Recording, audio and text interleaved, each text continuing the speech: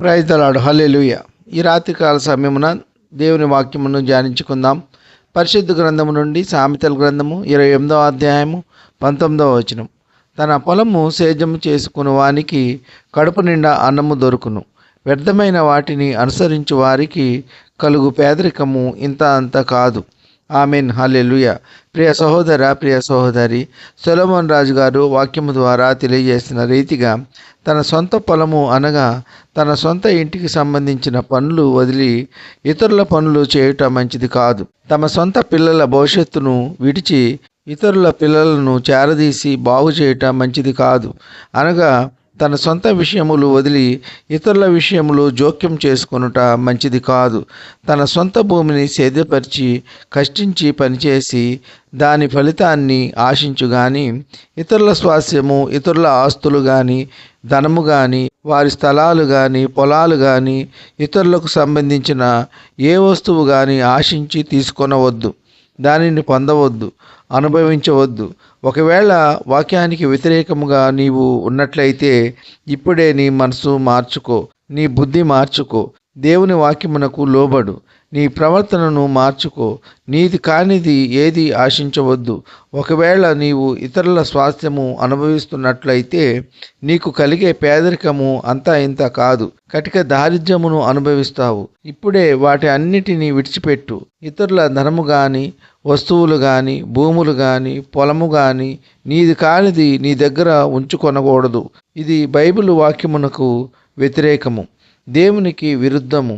కావున ప్రియమైన దేవుని బిడ్డలారా, ఒకవేళ ఇతరులది ఏ వస్తువైనా, ధనము అయినా, స్థలము అయినా, పొలము అయినా తిరిగి ఎవరిది వారికి ఇచ్చివేయాలి. లేకపోతే దేవుని దీవెనలు, ఆశీర్వాదములకు దూరమవుతారు. బైబిల్ వాక్యము తెలియజేస్తుంది కటిక దరిద్రమును అనుభవిస్తారని. ప్రియ సహోదర, సహోదరి, వ్యర్థమైన వాటిని అనుసరించవద్దు. వాస్తులు అనేవి క్రైస్తవులు అసలు చూడకూడదు. క్రైస్తవులకు అసలు తగదు. క్రైస్తవుడై ఉండి నీవు ఒకవేళ వాస్తులు చూస్తున్నావు అంటే నీవు వేషధారివే. పైకి భక్తిపరుడిలా నటిస్తున్నావు కానీ మరి నిజముగా దేవుని వాక్యమునకు లోబడట్లేదు. ప్రియ సహోదర, సహోదరి, ఎంతకాలము దేవుని ఆజ్ఞలకు లోబడకుండా లోకము వైపు తిరుగుతావు? ఎంతకాలము వ్యర్థమైన వాటిని అనుసరించి దేవునికి దూరముగా ఉంటావు? ఇప్పుడే దేవుని దగ్గరకు రా. ఆయనకు బాధ కలిగించే, దుఃఖపరిచే వాటినన్నిటిని విడిచి నూతన జీవితాన్ని ప్రారంభించు. ప్రియమైన దేవుని బిడ్డలారా, ప్రతి ఆదివారము గుడికి వెళుతున్నాము, ఆరాధనలో పాల్గొంటున్నాము, పాటలు పాడుతున్నాము, సాక్ష్యము చెప్పుచున్నాము. కానీ మన యొక్క ప్రవర్తనలో మార్పు లేకపోతే వ్యర్థమే కదా. సాటి సహోదరునిపై విరోధ భావము కలిగి ఆరాధనలో పాల్గొనుట వ్యర్థమే కదా. ఎంతకాలము నీ సహోదరునిపై విరోధముగా ఉంటావు? మనసు మార్చుకో. ఇప్పుడే నీ హృదయాన్ని మార్చుకో.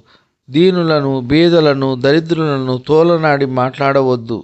వారి మనసు గాయపరచవద్దు. దేవుని ఉగ్రతకు గురి కావద్దు.